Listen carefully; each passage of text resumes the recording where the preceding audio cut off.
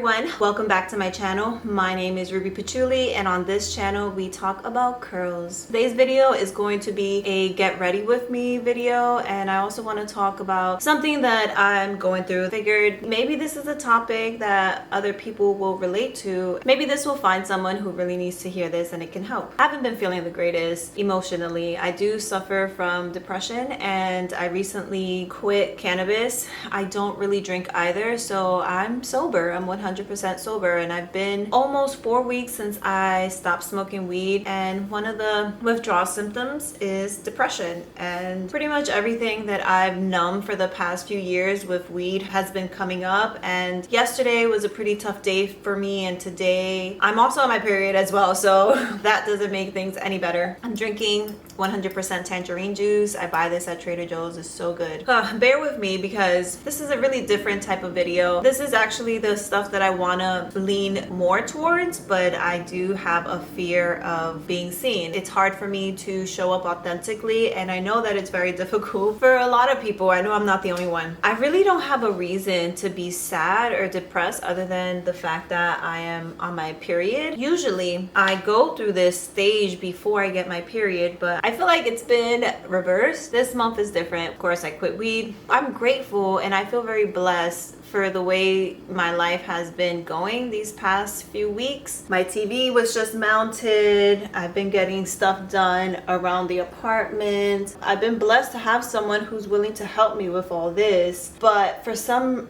reason I still feel sad. I struggle with being happy. I know other people can relate. I feel like there are people who are just genuinely happy all the time, and I'm not one of those. It's hard for me to be happy, to see things with the glass half full as opposed to half empty. I've always struggled with this my entire life. After my spiritual awakening, I feel like I have been getting better, but lately, I don't know, I've been sad. I've tried to unpack this to realize why I feel sad, and it's because nothing was going my way. I felt like I didn't achieve anything. That made me not feel great about myself. That's this hustle culture in society. We've been conditioned to feel crappy about ourselves if we're not achieving anything, if we're not doing things actively to push us towards our goal, and that makes me feel awful. I was so down on myself because I didn't edit. I have so much computer work I have to do. I didn't do it. I have a DJ lesson coming up on Monday, and I haven't even practiced since the last DJ lesson I had, which was 2 weeks ago, and I feel awful about it.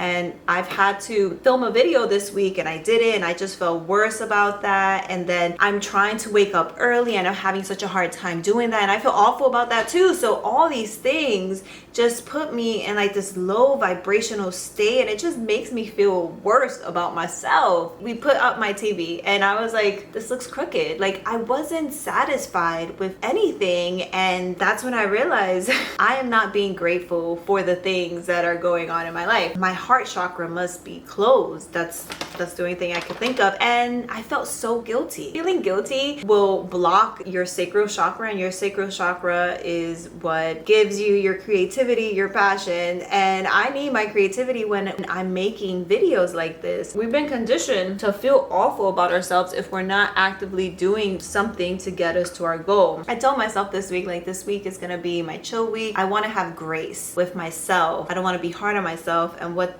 did I do? I was hard on myself. I'm saying this because I want everyone who's watching this to know that, one, you're not alone. I know I'm not alone with what I'm feeling. Despite our rational side saying, hey, you're not a failure, it's okay, our irrational side comes in, our freaking invasive thoughts come in, and they're like, hey, you're not doing anything, you're lazy, you know, you're worthless, like, you're behind. And that's not true. Everyone has their own time. Just because I'm not where I need to be, it doesn't mean that I am behind. And that's something that I've been telling myself. Everything is in divine timing. It's obviously not my time right now, or everything that's happening is happening the way it's supposed to be, but our ego creeps in and it's like, hey, no, like, we need to do more and more and more and more.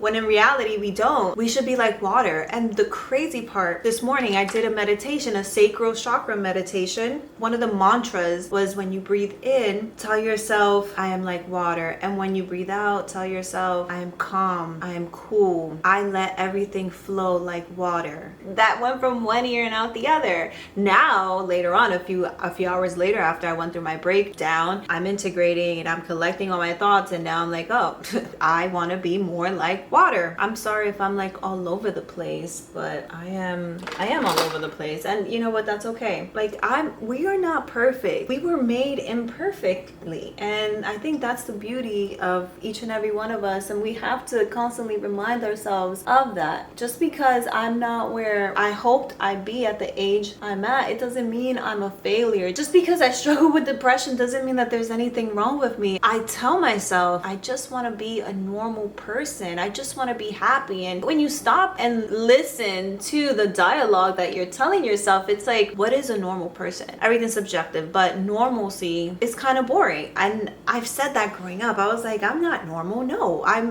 not fucking normal. We are all like onions. We have a lot of different layers to ourselves. And yeah, we may want or wish that like things were much easier, and think that maybe things would be easier if we were a different type of person, if we didn't struggle with mental health. But guess what? Like, I'm pretty sure that is what makes me me. That's what makes me special. And if you're struggling with mental health, you know, I really hope that you feel these words when I say, like, mental health does not make you any less of a person. It's okay. Everything passes. Everything is temporary. When we're going through a panic attack, an anxiety attack, depression, we tend to forget things. Our rational self goes out the window, and we think that, oh my God, this is the end all be all, and it's not. A few hours ago when I was going through that, like, I was about to let the whole day go by. I was so ready to just sulk, to just be in this victim mentality, and thankfully I didn't. I remember that I have plant medicine that can help me through these times. Like, please don't take this as any medical advice. I'm not a doctor. This is just what I did for myself. I realized that my heart chakra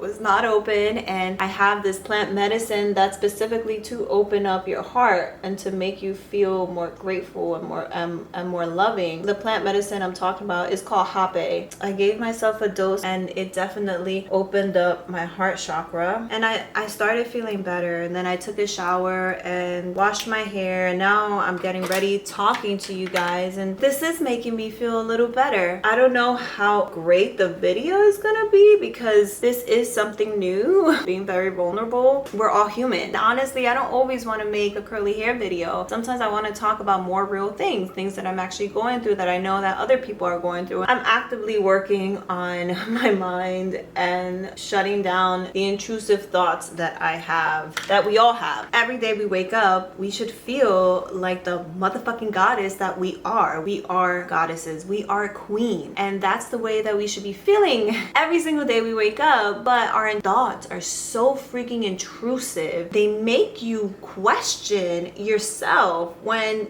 sometimes our thoughts are our worst enemies. I just realized that our thoughts are not our best friends. We're at war with our thoughts. And this may not be for everyone, but for most people, our thoughts aren't very nice. The inner dialogue that we have with ourselves isn't always the best. We can be very mean to ourselves. My inner dialogue is not nice. I will tell myself, like, what are you doing? Like, you are late in life. You have wasted all these years. You say that you want to do this, this, and this. What are you doing? You still haven't done it. Like, look at your face. It's not symmetrical. Will never be where all of these other YouTubers are because you're not that pretty. And like, that's so fucking mean. It's been a few years since I've been in school, but I've been bullied like so badly. But the way that I have spoken to myself, I can't remember the last time anyone spoke to me the way I speak to myself. It's so mean. And no wonder a lot of us feel like crap about ourselves, because our inner dialogue is just so effed up. We tend to think it's because this person treated me this way, it's because of that person. That person doesn't see what a good person I am. Of course, like, people should treat you the way you want to be treated, but also you're accepting it. That shows that you're okay with this. You have to set your own boundary, and it always starts with You have to be kind to yourself. You have to be your biggest cheerleader. Life isn't always going to be perfect. There are always going to be roadblocks, but the key is how we look at things. Life's always going to throw you shit all the time. I do my eyebrows right now. This is not perfect. I did my eyebrows off camera because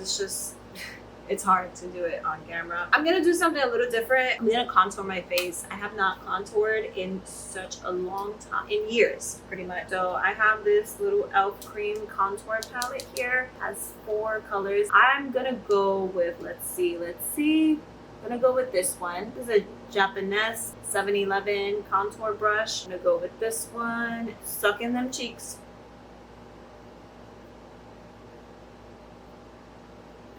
Here, let's do the nose. I'm not good at this, but let's see how this turns out. Okay.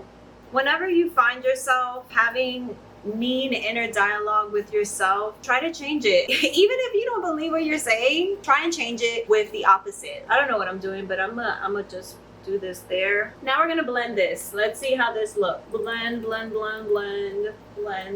the shit out of this. Oh, there's a lot of blending. Don't be this aggressive with your face, everyone. I'm being a bit much, but okay. So now we're gonna do the nose. Do I look contoured? I don't know, but fuck it. I'm gonna put some more blush. I'm not gonna do circular motions. I'm gonna like pat it in.